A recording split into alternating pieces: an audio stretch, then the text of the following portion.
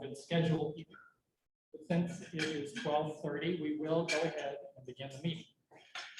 Greetings, everyone, and welcome to the June 14 meeting of the Rotary Club of Raleigh. I want to start out today with a word of appreciation, a special tribute for the loyalty and friendship of one of the longest serving and most loyal members of the Rotary Club of Raleigh. This is a gentleman who is a World War II veteran, owner of 3 Purple Hearts, a genuine war hero in our midst, and the person who has always been the anchor of what is always the most fun and lively Rotary lunch table. Of course, we're talking about Bill Simpson, and it would be really fun to try to count up all of the Rotary Club lunch meetings that Bill Simpson has attended over his lifetime. It would be a lot. Unfortunately, we did learn on Friday afternoon that Bill's health has taken a downturn. He's feeling well at the moment. But there are indications that he is on a health downturn. So we did want to just give this special tribute to Bill today, and I am going to put Bill Sigmund on the spot on our Zoom call here. Bill, if you were on and would not mind sharing some of the information that you shared with me about your discussion with Edith and your visits over the weekend, we would appreciate that. Can you hear me? Can you hear me? Yep. Eric, can you hear me?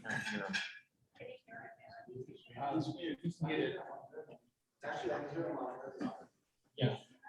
He's on mute. Can you hear me, I Eric? hear you. Yes, I hear Bill, you. I can hear you. Try now. Okay, try Well, that. Sorry. There we There go. Can you hear me now? Yes. Okay. I've had a long relationship with Bill Simpson, and not as long as Robert McMillan, but his name is William H. Simpson, and my name is William H. Sigmund.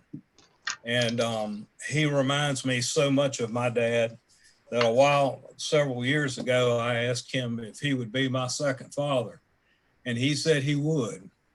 And so then the relationship started. But anyway, make a long story short, I called Edith. I went by there on Saturday, and they had not brought him home with hospice as of when I went by there around lunchtime. But they brought him home Saturday. They brought him home Saturday late afternoon, and I was in touch with Edith Sunday, and I went by there around lunchtime. And he's a trooper, he knows the end is coming, and I just was able to talk to him very shortly. I didn't want to tire him out, but we talked, and he was just so gracious and so had that smile and was just a heck of a man. And one thing that I did notice, that I think he's 95 years old, and with today's date, it would put him right at, I guess, 95, 96. Well, he had a 1925 newspaper out, and he had another one out that had big bold letters on it that had FDR dies. So he had those newspapers, and he was, I guess, reminiscing. But the one thing I did do, or two things I did do, is I took my Paul Harris pen there and I gave it to him. And I said, "You're the best Rotarian that there ever was. And you've been a president of the club, and you've never missed meetings, and you're just absolutely a heck of a Rotarian. And we all salute you for that." And so I talked to him a little bit more. And then before I left, I stood back and saluted him, and that was it. And so he's a fighter, and he had a smile on his face the whole time. And we'll miss him, but I haven't not heard anything from Edith as of yet, so about his condition. But the doctor said that it was a matter of days. So. And Bill, would you mind sharing a little bit about what you heard about Bill's visit with Robert McMillan? Oh, I did hear from a guy, from somebody, I can't remember who it was, that told me that Robert McMillan had visited him and he sat next to his bed. And I think Robert started singing and chimed in, and they sang 6 songs together. And it really brought a smile to his face. And so that right there, that visit right there with Robert was really, really special, because everybody knows that that relationship goes way, way back. All right, thank you so much, Bill. Charlie wants to say a word too. Yeah, thank you. Sir Roberts and I are going to be rude and leave a little early to go visit Bill Simpson. So thank you for letting us leave. I have a guest here later. So y'all be nice to my guest when you come. Sounds good. Thank you so much, Charlie. So at this point, I just want to ask us all to have a quick moment where we stop and appreciate once again all of Bill's contributions to the Rotary Club, and everything that he has done for all of us, all Americans, over the years. He was a big part of the effort during World War II to save the world from the Nazis. So let's just take a moment here. Yes. I want to share one story about Bill. All right. For those that don't know me, I'm Mark Blake. I manage Brown Funeral Home. I've known Bill for a long time. And Bill won't mind me telling this, but he came in several years ago to go ahead and plan for his service with Edith.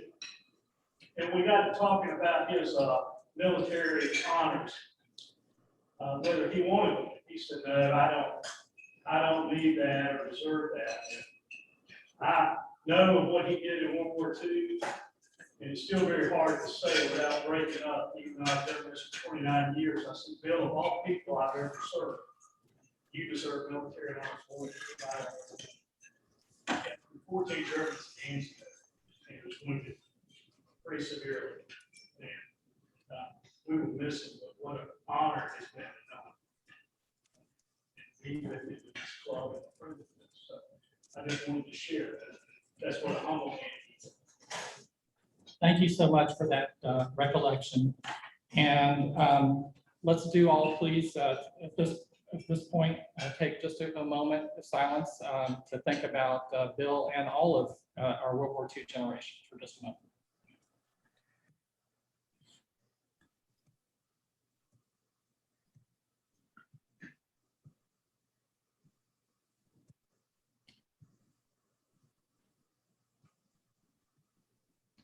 All right, thank you very much. At this point, I'm going to ask Richard Watkins to come up and lead us in the Pledge of Allegiance. Please stand.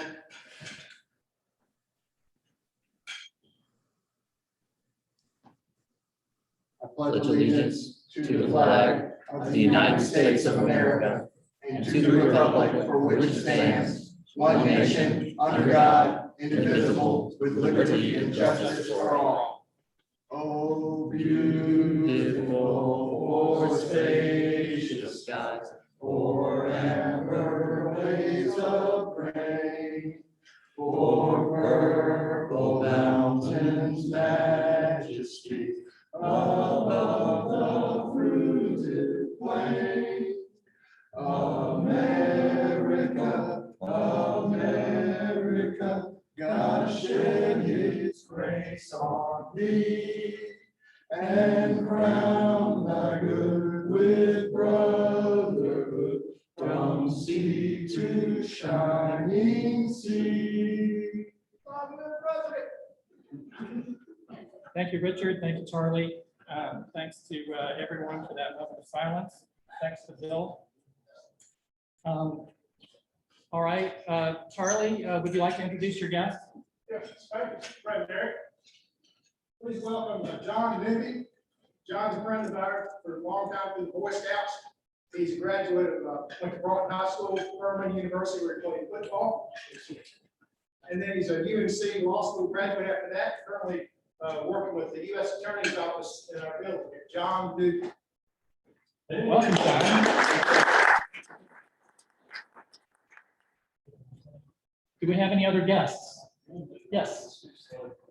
Hello.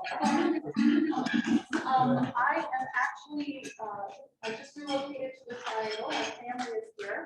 But they dragged me away from Honolulu. So I'm actually from the Rotary Club of Honolulu, Kaapro. And I just moved a week ago. And so I thought I would come to the first Rotary Club meeting. I chose yours, so. Thank you so much. Welcome, and I hope you attend again. I meant to say that I was very looking forward to meeting you in Honolulu for the. I'm going back in December. So, guest. the Rotary International meeting would have been a nice place to meet you, but I'm glad that you've come here instead. Thank you, and well, any other guests? There's a guest. Eric, It's on Zoom. Yes. Oh, one second. Eric, this is Sarah and Terry. Hi. We have, my father's here with us today. Oh, great. Sam stayed. Okay. So we're up in the mountains in Ashe County today, and Daddy's up here with us for the week. He lives in Wilmington, but was in the club through 2016.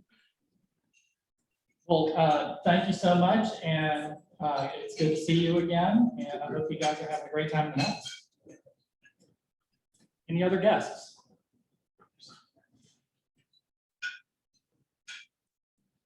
All right, everybody, please remember to put your dollars in the cart bucket to contribute towards Alzheimer's research. And at this point, we'll remind you about our upcoming meetings. Next week, we have our own Gina Yacone who's going to talk to us about all things cybersecurity. The following week is the week that I get to pass the baton off to Charles Edwards, and we get to turn over, begin a new Rotary year, so that's going to be exciting. And then the following week is we're taking the week off for Independence Day. And on July 12th, we'll start our new Rotary year with Carolina Daniels from the NCDOT, the perfect person to start off Charles's tenure with the Rotary. It'll be a nice transition since he was with the DOT for a long time. All right, at this point, I'd like to ask Randy Fraser if he would come up and give us a little bit of a report about all of your golfing excitement. How many golfers do we have? Come on, Tom, raise your hand. Tom was one of our players last Monday and did very well. Hit the ball long way. Just wrong direction. I wasn't doing that. No, we played last Monday in the golf tournament to benefit the Boys and Girls Home down at Lake Waccamaw, which also has a Rotary cottage. And through our play, the four of us, we were able to contribute just under $900 to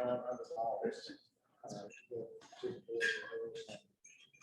Bill Ward played, and Jim Graham, and myself, and Tom Packer. We have just one team this year. We're going to go back to our goal to having 2 teams next year. They had it limited to just 18 teams this year. But it's always a great event, really benefits Boys and Girls Home. So thank you. Thank you, Randy.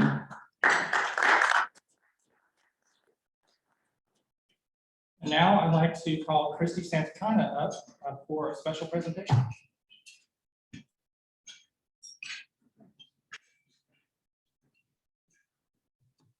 Hello, everyone. So excited to be back at my first in-person meeting and see all of y'all in person. And we have exciting news today. We're inducting our new member, Gary Joyner. I'd like to go ahead and call Gary up to the front. And Kirk will have to come up as well. We'll be pinning him shortly.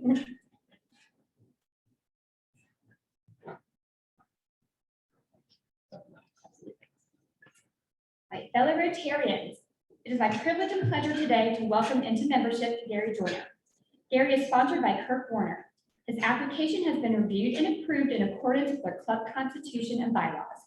Gary will now proceed to admit you into membership in the Rotary Club of Raleigh and to the friendship of Rotary throughout the world.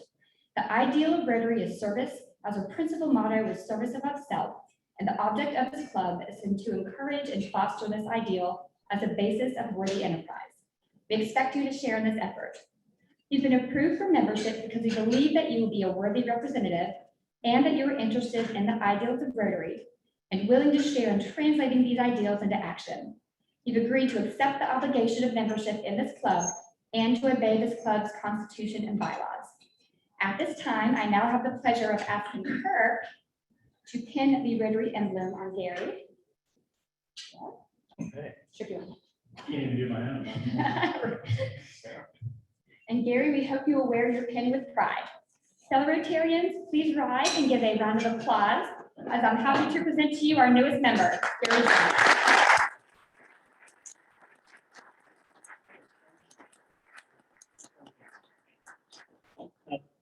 Thank you all. Look forward to getting to know you better and getting involved. Thank you. Thanks for the invite. This guy's a good dude. You really like him. And I have one more quick announcement. We're going to have our June 5th meeting social Thursday, June 24th at 5:30 at Sam Jones Barbecue, the new location downtown. I also have Kirk to thank for that suggestion. And I went there about a week ago. It's an awesome new location. They have a full bar, great outdoor seating. So Sam Jones Barbecue, 502 West North Street. Thanks, guys.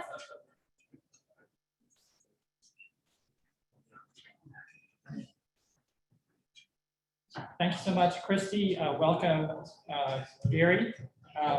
Look forward to getting to know you better, and appreciate all you have done for us, Christy, with membership. Okay, let's talk about birthdays and anniversaries, although there are no anniversaries this week. Happy birthday to Sylvia Hackett on the 16th and Corey Hughes on the 17th. Hope both of you all have a great and wonderful birthday. So you forgot one.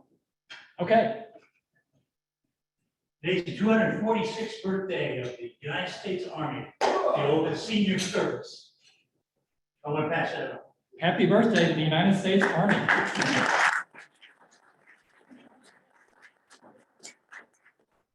Let's hope this year works better than the great coincidences of 80 years prior to this was Pearl Harbor. 80 years prior to that was Fort Sumter. 80 years prior to that was Yorktown. So hopefully we'll get on a different schedule this time. Well, an awful lot of things that help keep the Army in business, so there's that. All right, at this point, I would like to bring up Richard Watkins to introduce our speaker. We have a fun speaker today.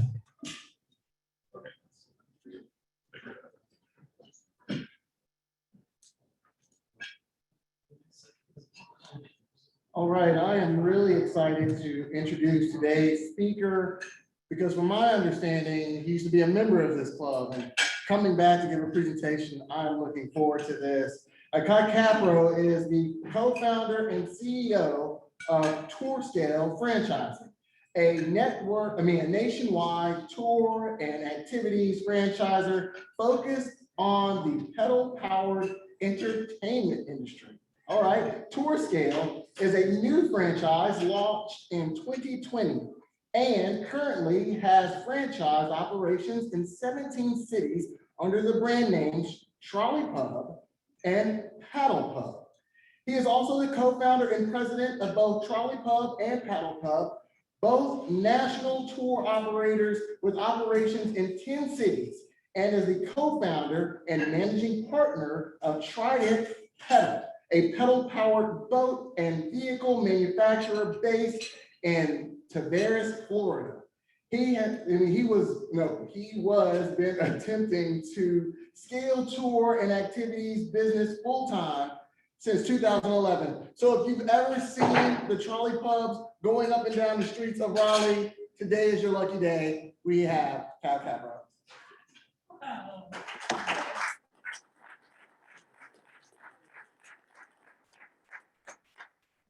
Thank you so much. Thank you. Everybody, I'm happy to be here. Thanks for the invitation, Richard. One second, it's a little bit hard to say that. No problem. I've managed to make it 10 years growing this business without being asked to speak. Last year, it's been happening more and more often, but I really appreciate the opportunity. But I am a new speaker, so this might not be the most polished PowerPoint presentation you've ever seen. So, Trolley Pub to tour scale, I thought it would be interesting to talk about a local success story that was kind of grown out of Raleigh. So it's kind of a homegrown business. So I was going to give a history of our local business's journey from a small location to a national franchise. I'm going to share some business lessons for fellow entrepreneurs and business operators out there about trying to scale a small operation and turning it into a national brand. And then give a brief introduction to the tour and activities market. It's a niche of the tourism market that's been growing a lot over the last couple of decades. So it could be useful for looking at investment opportunities or companies involved in this industry from what we've learned over the last 10 years.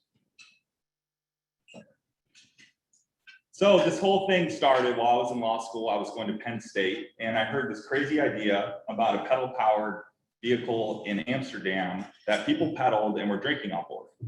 It was very interesting to me. It combined two things I really like, which is cycling and drinking. So I thought it was a winning combination.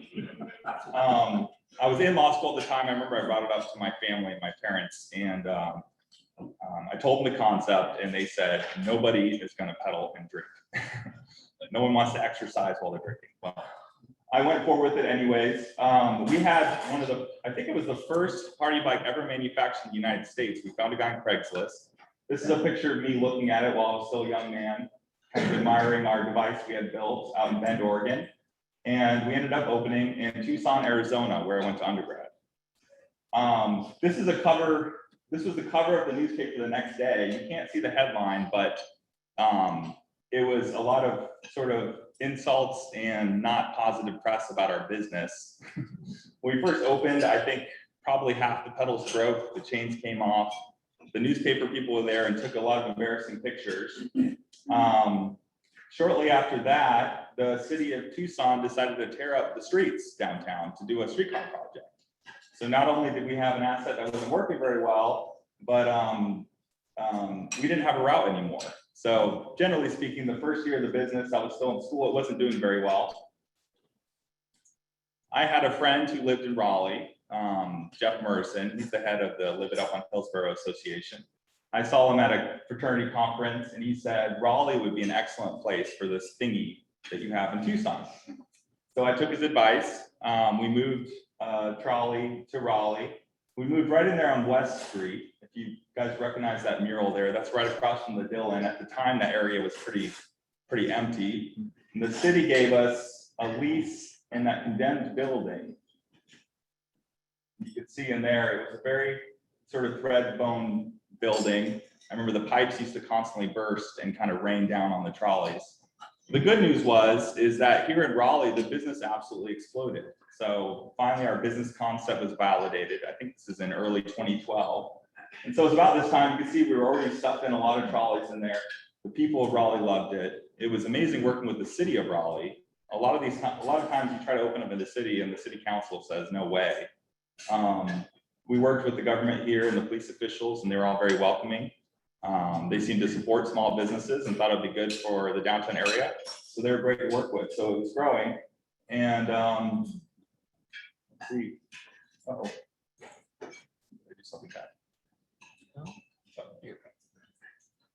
It was growing. And so at the time, I had just taken the bar in Arizona. I was getting ready to practice law. And I took a trip out to Raleigh. And I saw how happy the business was making people. And I decided right then and there I was going to quit moved to Raleigh, a place I knew nothing about, to try to grow the business full time. I just had a hunch. So I moved out here in early 2013 and started working on the business full time. It grew a lot over the years. Pretty quickly, we expanded to having 5 different trolleys. I'm sure a lot of you probably first start seeing them pop up downtown around this time. And it was around this time we decided to grow the business. It seemed like, hey, it's working here. Why not open up in other cities and we can hire and train managers and kind of expand from there. So it sounds like a good idea in theory. We found this nice building on Davie Street, which was still kind of a rundown area. This is actually the only photograph I could find online, a record of the old Sherfoot building there.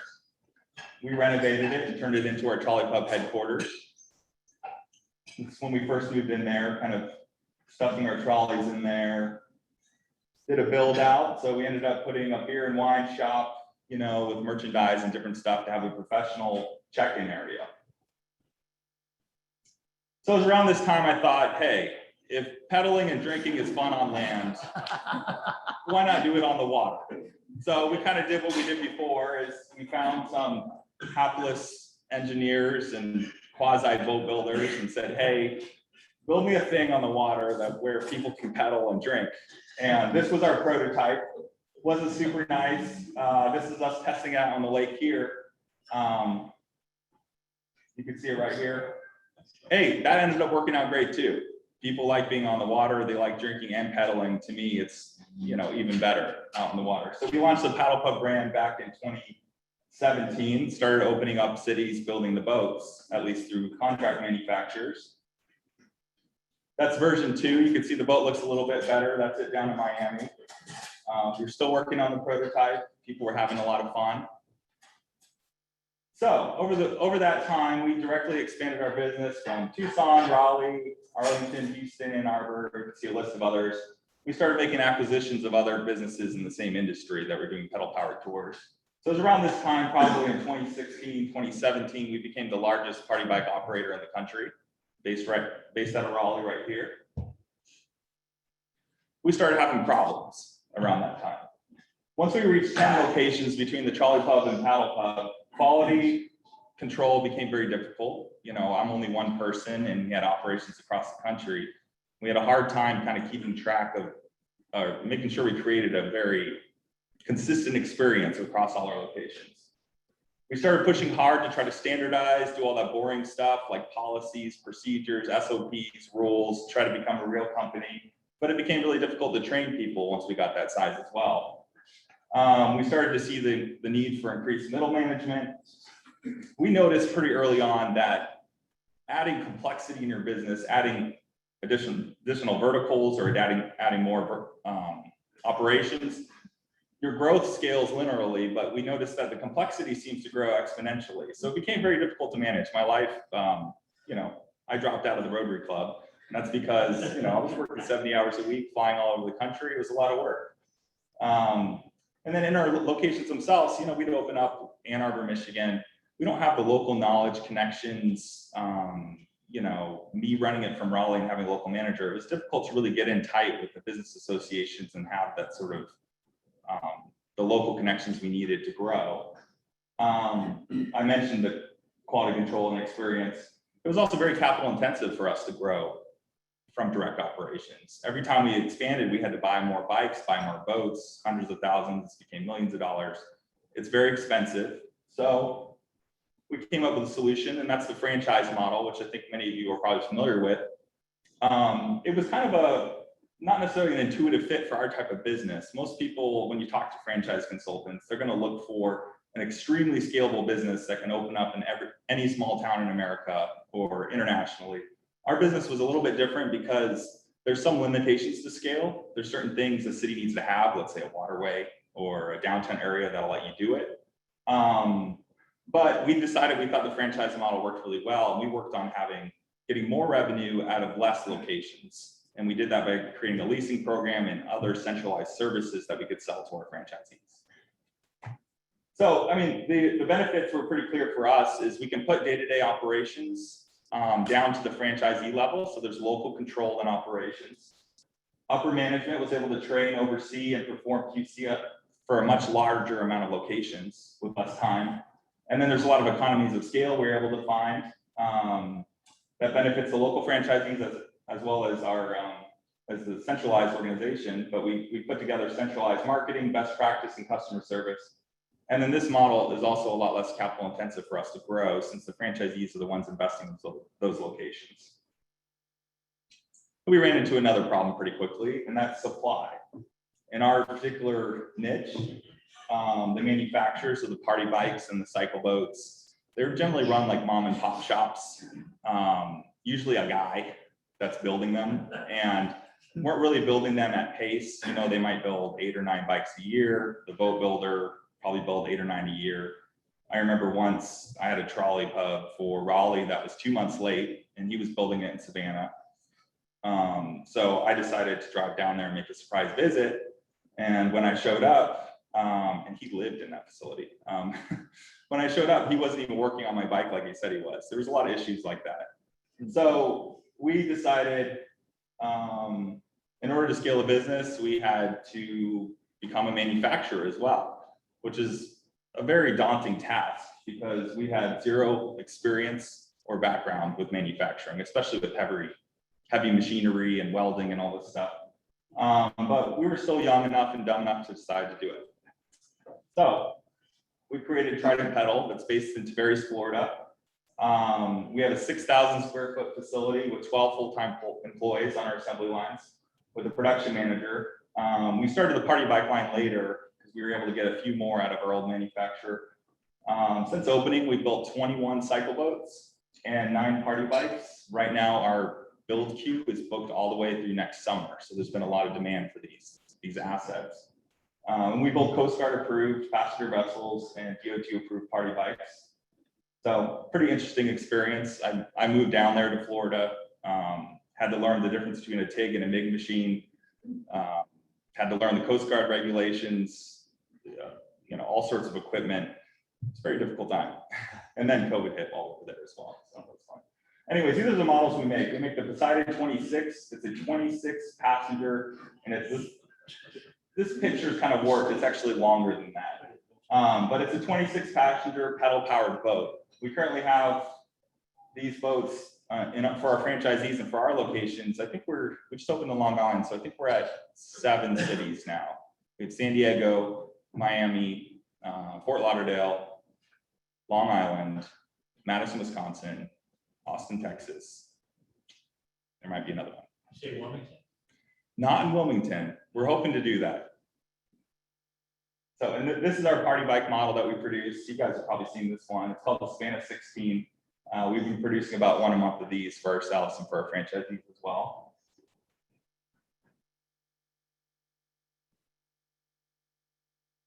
Run button. So just to give you an outline of what we look like today, we have direct operations now in 12 markets, North Carolina, Florida, California, Wisconsin, Texas, and Maryland.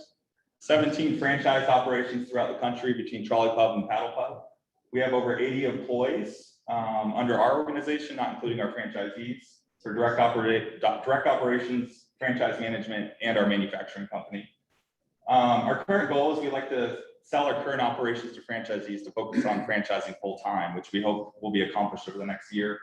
Our goal is to hit 50 franchise locations by the end of 2023.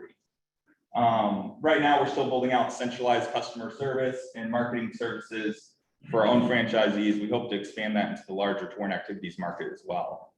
And we're also working on new concepts. We didn't want to stop with paddle boats, so we're looking at things like tiki boats, hot tub boats, also smaller versions of the party bike and the boats for smaller markets. So we want to keep the pedal powered fun going, basically. I've always thought we have land and sea. Someday we got to figure out how to make a pedal powered plane. There's got to be a way. Just get some wings. I don't know. We'll figure it out somehow.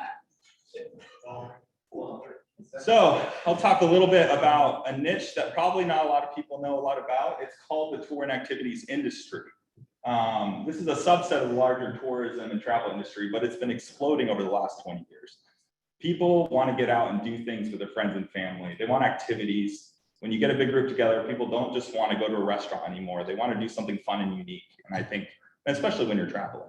So I think this industry has kind of grown out of that desire, and a lot of it's been driven by sort of the millennial age people coming up who value experiences over things. If you can believe it, the tour and activities market in just the United States alone now represents $254 billion in annual turnover. Now that includes things like attractions, but it's a rapidly growing industry. Nearly 80% of these tour and activity operators are less than $250,000 a year. So that'll tell you that the vast majority of these are locally owned businesses. You can see half of them were founded within the last 5 years. It's still a nascent industry. And it's part of what made it appealing to us is because there hasn't been a lot of consolidation in the market yet. There's not a lot of professional, larger organizations. So we saw a really good opportunity to build out our shingle in this niche. And examples include, there's lots of them, food tours, jet ski rentals, history tours, zip lines, escape rooms. I'm sure you guys have seen down here in Raleigh, they have the Segway tours, triangle glides. All of those things kind of encompass this niche industry. COVID definitely hit our industry very hard. I think within 3 weeks of, I think it was late March last year, we had to shut down all of our operations nationwide. We furloughed all of our employees. It was a very, very difficult time for a lot of us in the travel industry and a lot of other industries as well. Luckily, we made it through with the help of Uncle Sam. And after COVID, we've seen kind of the opposite thing happen. Consumers are valuing group experiences, the outdoors, and travel more than ever. Across the country, tour operators are experiencing record sales levels where regulations are lifted. Kind of the exception to that rule we're seeing right now is like in California and places like that where we're still not allowed to open. But a lot of the revenue boost is probably due to pent-up demand, but we think there's going to be a long-term impact. People spent a year and a half being disconnected from their close friends and family.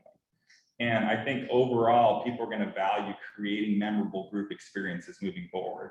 So we think it's going to have a really positive impact in our industry in particular, because what we do is bring people together. So some just general market trends might be interested for investors out there who are looking at companies that are involved in these spaces or entrepreneurs. But this is some data points I thought are interesting to share. Millennial women now drive over 75% of the booking sales for our business. And that doesn't mean that 75% of our customers are millennial women. It means that they're making the purchasing decisions and they're the ones that are planning. The participation among our demographics is actually pretty broad. We have people of all ages and all sexes, but I thought that was an interesting trend. Our average booking advance time has decreased from 21 days to 14 days. And what that tells me, and we've noticed that over the course of 10 years, is going down. Is people don't plan as far ahead as they used to. And so we've done a lot in our business to make us able to take more last minute and less planning ahead for making their reservations. In fact, nowadays, we get plenty of people that book the day before. So we increase capacity knowing that those things are happening. 95% of our website traffic is now mobile, when it used to only be 25%. It's so much so that we're building a new website right now, is we're not even really having a desktop version. The whole thing is being built web optimized because, you know, the desktop website days are pretty much over for B2C. For B2B, it's still really important, but the B2C segment is definitely all web-based. And we're seeing kind of a worrying trend, but definitely an increased reliance on online travel agencies for tour and activities. This barely existed 10 years ago. Companies like Expedia, TripAdvisor, even Google are getting involved and doing the same thing they did to hotels and flights is now happening with tour and activities. Airbnb is involved now with Airbnb experiences. What it means for us operators is we have to share kind of the pie now. But it is an interesting trend. I think it's going to continue. I think it bodes well for those companies like Google, TripAdvisor, Airbnb. They're making a lot of penetration into the market. And I think overall, I think it's going to be a good thing because those channels are going to allow operators to channel people from all their, you know, larger marketing channels now. That's about it. So I thought it was an interesting story to share and I appreciate the time. I'd be happy to answer any questions you guys have about my business and industry. Let's hear it from Mr. Kaapro first.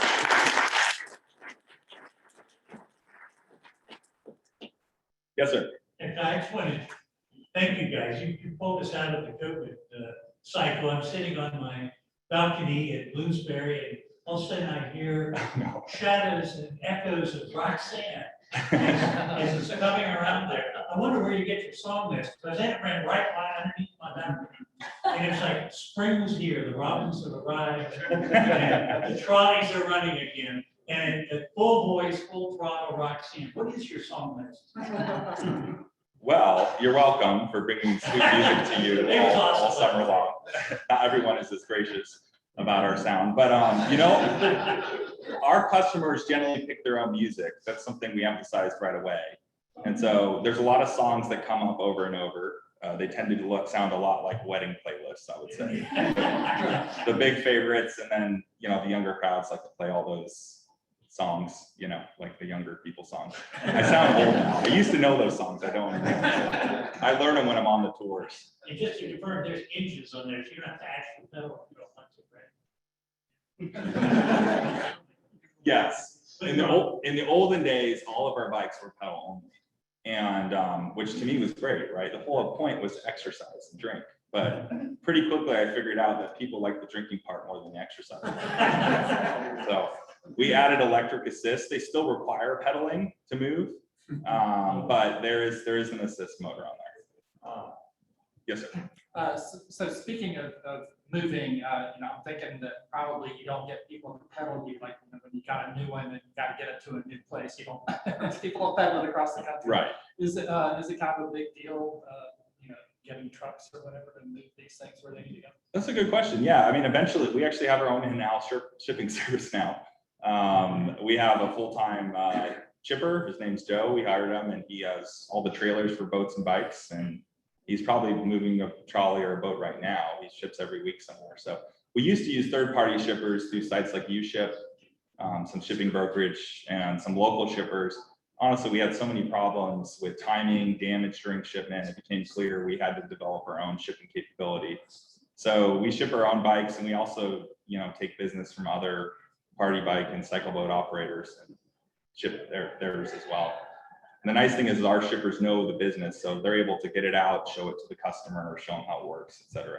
Sometimes if he's not available, we'll use shipping brokerages to move stuff around. They go on flatbed trailers, and the boats go on buck trailers. We could bike them to the locations, but it doesn't take too long. How do you handle inclement weather decisions on if you're gonna go out one night? Do you have certain weather thresholds? Yeah, that's always been something we deal with. Our rules are all of our tours are non-refundable when they book, but they can buy trip insurance. So if they buy trip insurance, if inclement weather or something like that happens, they can get a refund. If they don't, they get a credit.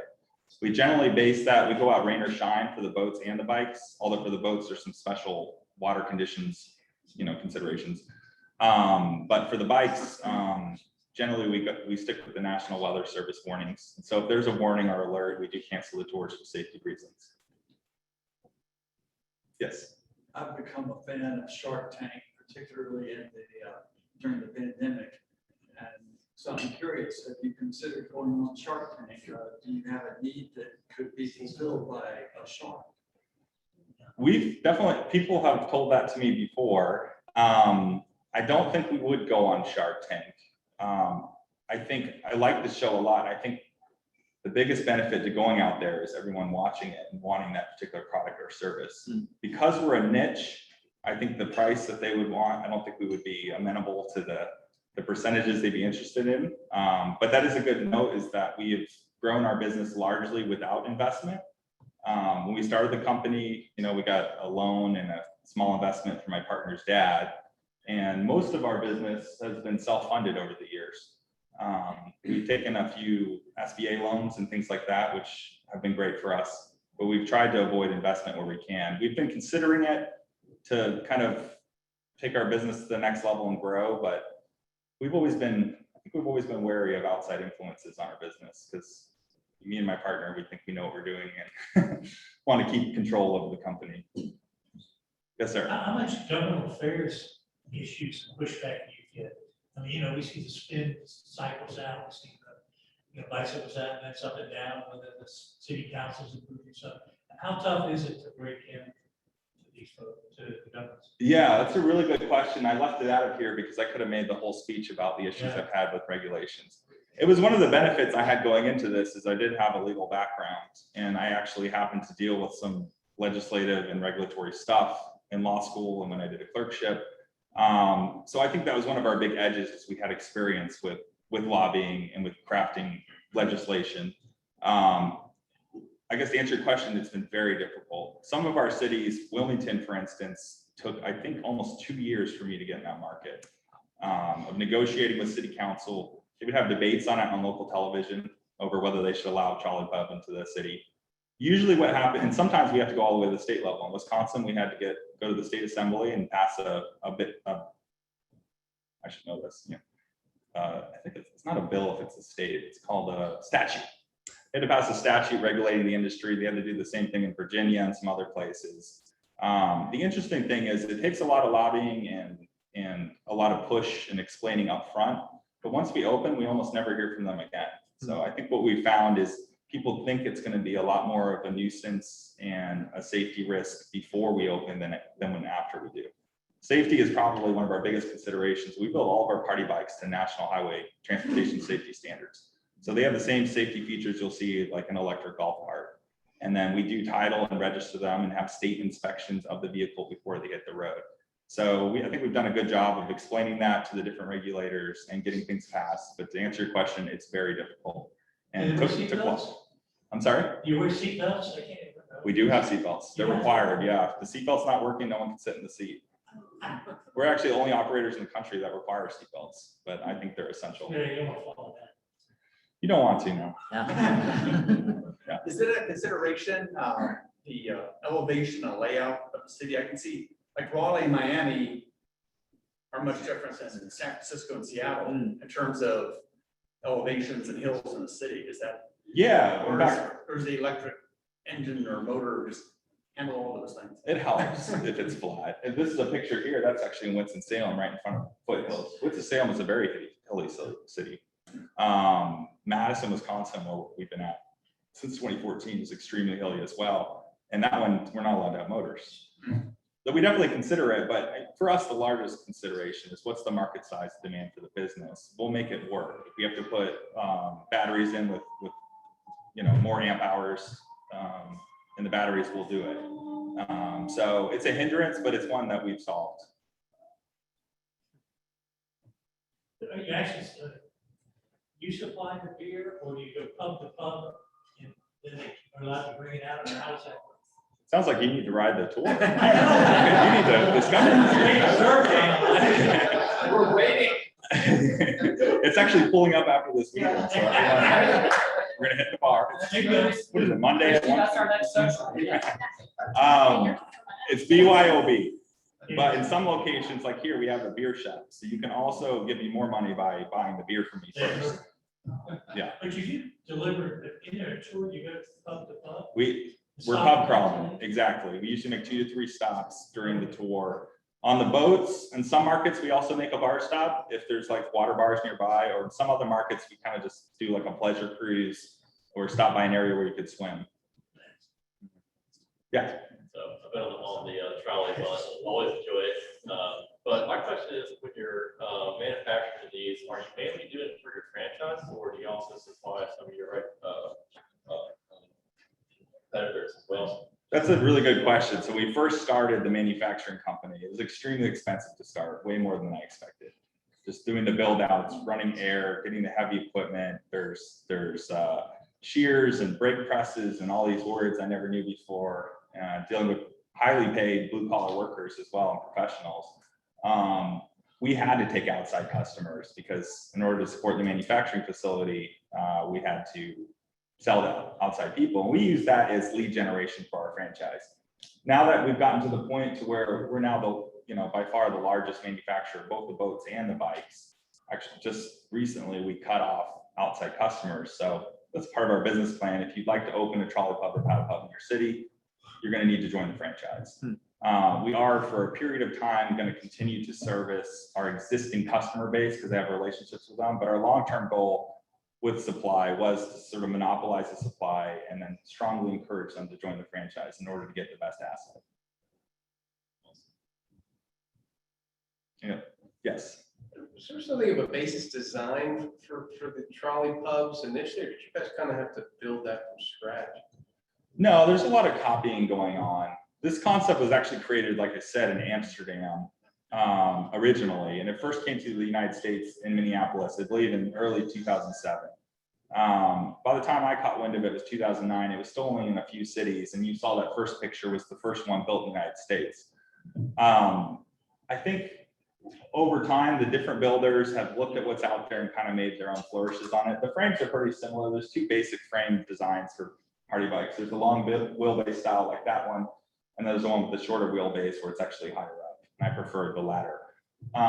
But it's just hiring engineers and trying to improve on things. There's been a lot of iterations. All the manufacturers that were out there, there's really not much left outside of us.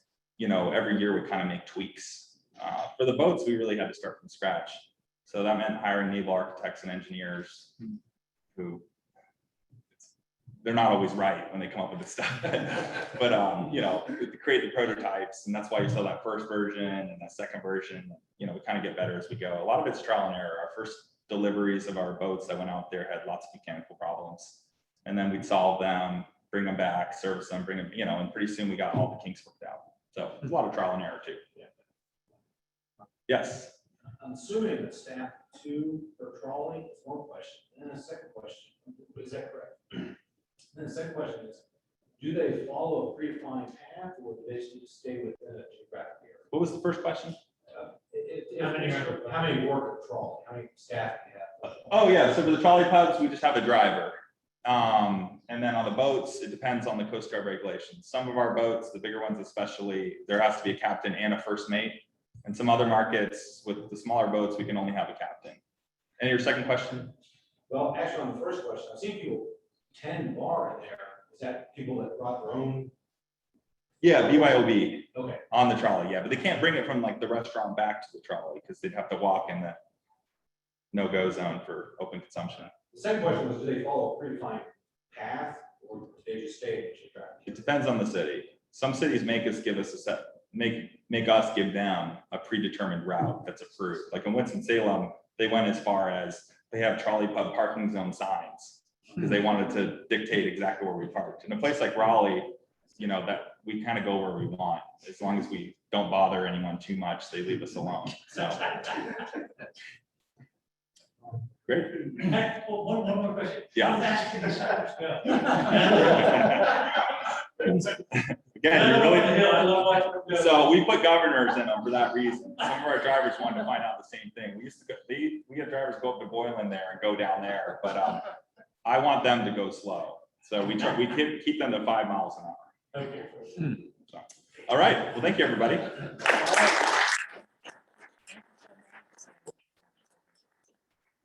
First of all, if you hadn't told everybody that you're new to this idea of presenting your business and talking about it in front of a crowd, I don't think we would have figured it out because that was an extremely entertaining and informative presentation. And I know that you've got at least one new customer in church over there. Probably a lot more, maybe Christie or Harrison. You know, maybe that's going to be one of our next Rotary socials. But anyway, thank you so much. We do have this little cup, so when you're you know, when you're needing some coffee, trying to deal with you know, somebody in Madison or something like that, you can take your Rotary cup and drink some coffee. And we really appreciate you coming, and hope you'll have time to join us back in the club again sometime. Thanks for having me. Take care. Yay.